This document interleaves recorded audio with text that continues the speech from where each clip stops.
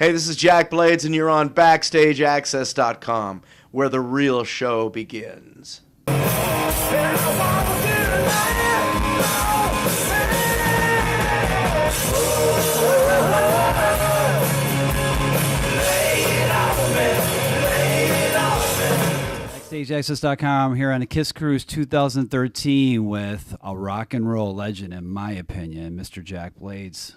Jack, how you doing? Hey, I'm doing great. This is day, what, 3? Day 3 of 4 days on the cruise. Correct, Monday, Tuesday, Wednesday, Thursday. Day 4, I guess. Yeah, since we've been on. And I'm still alive. So, Kiss alive, too.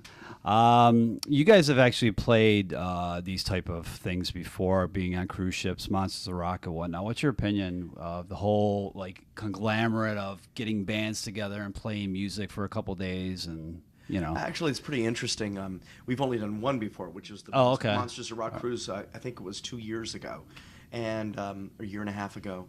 And so this is really, I think it's an interesting phenomena that's happening. Right. That we're at the stage in our in our lives, in our music, in our careers, in our fan base, and our everything that guys like Kiss can assemble an entire, 3,000 diehard, Kiss Army fans to come on a cruise with them for 4 days. The Kiss Navy. Yeah, it's the Kiss Navy now, right? Right? Are you an admiral, a petty officer, or whatever, right? Yep. And I think it's an amazing thing, and I think it's great. I think it's really good because I think for the fans, it gives them sort of a really close, sort of almost like an access, like a backstage pass into the band. Yeah, and I think it's really great. And these bands are, I don't want to say at your fingertips. A lot of the bands are. Obviously Kiss, can't be at everybody's fingertips, but bands like you guys and some of the other bands like Tyler Bryant, and a few of the other bands that are playing on these Vintage Trouble. You guys are accessible, obviously, out and shaking hands with the fans and signing autographs and whatnot, and rubbing elbows. And I think a lot of the fans out there appreciate, bands that they can get to you guys. And well, you know what? It's been really. I mean, the fans have been great. I mean, they're really respectful. Nobody's coming up going, bro, you're a big beer with me. It hasn't been anything like that, right? It's been really just like, hey, can I get an autograph? And what's really got me is there's people from Brazil, from Argentina, from Germany, from Japan, 33 different countries, 33 different all over the place, and it just but everyone is so respectful, and they're so glad to be here, and I don't think anybody wants to screw it up because they want it to continue. So I think that everybody's been really just great. Night Ranger came out with the studio album Somewhere in California a couple years ago. A really, really back to basics rock record for you guys, and actually the album was it did very well, and it was received very well. Any follow-up going to be to that album? Are you guys working on anything new? Actually, we are. We're almost completed. We're almost completely finished with a new new album, new originals. Last September we released a DVD and a companion CD called 24 Strings and a Drummer. We went into Bob Weir from the Grateful Dead studio in Northern California. Went in there and recorded all our hits acoustically, kind of like an unplugged thing, because Night Ranger had never done an unplugged show. Damn Yankees had. I've done it before, and like a VH1 unplugged thing. Right. I did one with Ringo when we did Ringo's thing. All-Star Band, yeah. And so, but Night Ranger had never done it, so we went and did our own, released the DVD with a companion CD, and that was just great too. We just had a blast doing that. But this album that we're doing now will be out in the spring of 2014, and like I said, we're almost finished with it. We're 12, 14 songs deep right now into it. What can the fans expect? Is this kind of going to piggyback off the Somewhere in California? Or are we going to kind of go in a new direction? Or well, I think that's where we are. Yeah. With Night Ranger, where we are is, Brad Kelly, myself, Joel, and Eric are kind of at that stage of the game of where Somewhere in California is.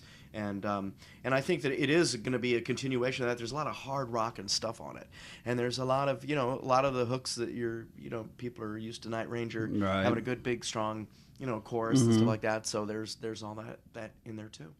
Rock and Roll Ride, and we previewed it and reviewed it, and that's another great CD and solo CD that you came out with. And when you write, you kind of say, well, this is more of a solo thing than how do you differentiate between your solo stuff and Night Ranger? That is kind of a tough. That's a tough question because they do just sort of blend over. Right. I am who I am, whether it's in Night Ranger or Damn Yankees or Shaw Blades or Jack Blades or whatever. That's kind of like who I am. Funny you should mention that in the fact that the song "Growing Up in California" was originally on my solo record. Okay. I'd cut it, and Brad and Kelly heard it and said, "Man, it sounds like a Night Ranger record." And I listened to it, and I'm like, "Yeah, it sure does." And they said, "Let's just put that." And so I said, "Okay, great, let's put that on the Somewhere in California record." So we, Kelly came and did all the drums on it, sang on it with me, and Brad came in and put all the great guitars on it and stuff like that.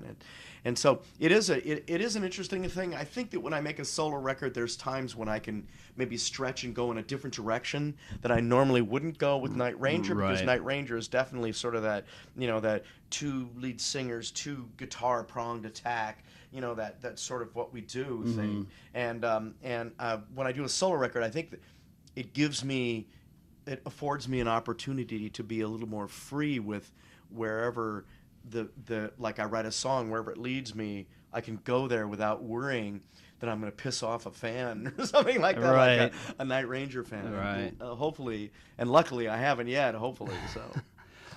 Shaw Blades, you mentioned Damn Yankees a couple times, and I think there's a lot of fans out there that really appreciates when you guys get together to do anything, because the harmonies are just amazing.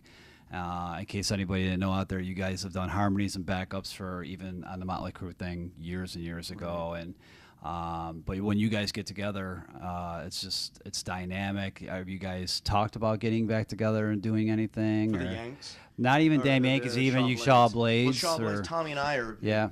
We're about halfway through like a Shaw Blades Influence 2 record. So okay. We have done some recording on it.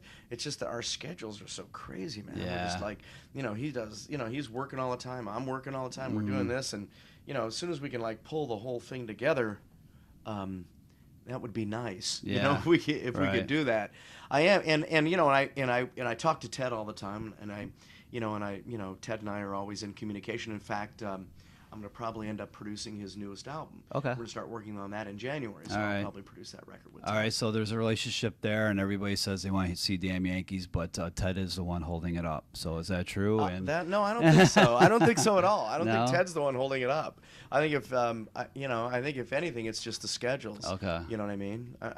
Definitely, it's not Ted and it's not me. So, okay. Do you think that will happen at some point? I would hope so, because Damn Yankees is just a great band. Oh, absolutely. It's just a wonderful band, and it's a shame, and it's a shame for the fans not to be able to see that band again, and it's a shame for the fans that have never seen that band. Right. Our fans that have never seen the band play, it's a shame for them not to have seen the band. So I would hope that in some time we do something.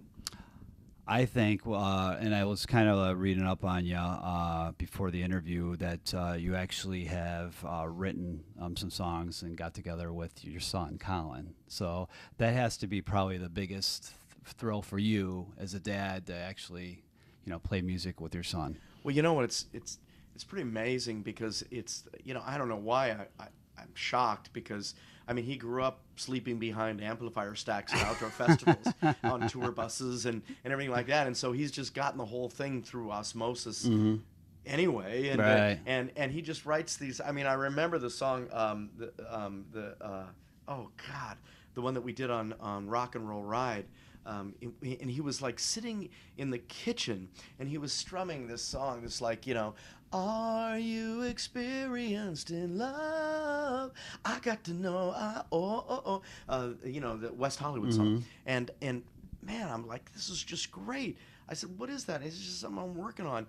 And when I went to cut the Rock and Roll Ride record, I remembered that. And so I went in the studio and cut it, wrote the verses, you know, and everything like that. And I said, man, I'm going to do that one. Remember this one? He goes, I don't remember that.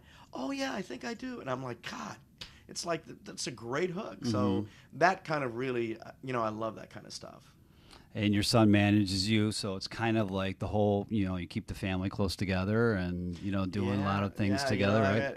I'm really blessed that we have one of my oldest son is in Doc McGee's office, McGee Entertainment. He's a manager in the office, and they handle Night Ranger stuff. And so I'm really, you know, I'm really pleased with that. Yeah, I grew a manager and a musician, so keeping it all in the family, like you said, man, yeah. The Blades family. So the Night Ranger CD is going to be coming out, you said, in the first part of next year. Any working title, or you want to spill the beans on it? No, we don't. I mean, right now we don't have anything. Kelly and I are, in fact, just yesterday we were thinking about that. And we're like, what should we call this? And so far we just came up with a bunch of dumb, you know, comical, like stupid things that we always do until we hit something that's really good, you know.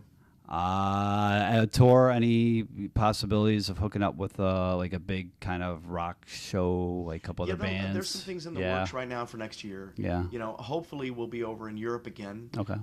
We'd really love to play Sweden Rocks again. That was a great concert, man. We played over there. In fact, there's a bunch of people that were at the Sweden Rock show in Sweden on the ship tonight. Show, you know, they're going to see us again. Oh, I saw you in Sweden Rock. You really did good. You know, I'm like, okay, great. So, anything else you want to tell to the Night Ranger fans out there, or Shaw Blades fans, or solo fans? Anything else that's going on? I just want to tell you, rock and roll is here to stay, and in the Blades family, it's really here to stay, and it always will be. I don't know how to do anything else, but play rock and roll, and that's what I'll do for the rest of my life. And I hope you guys won't mind if I just keep making records. I'm going to keep making records until people tell me I can. So absolutely, and definitely check out Night Ranger's site. I don't want to say the wrong. Nightranger.com. Okay. Just go to nightranger.com and jackblades.net. You'll see everything you need to know about us. All right. Well, BackstageAxxess.com. Thanks for taking the time. We'll talk to you later.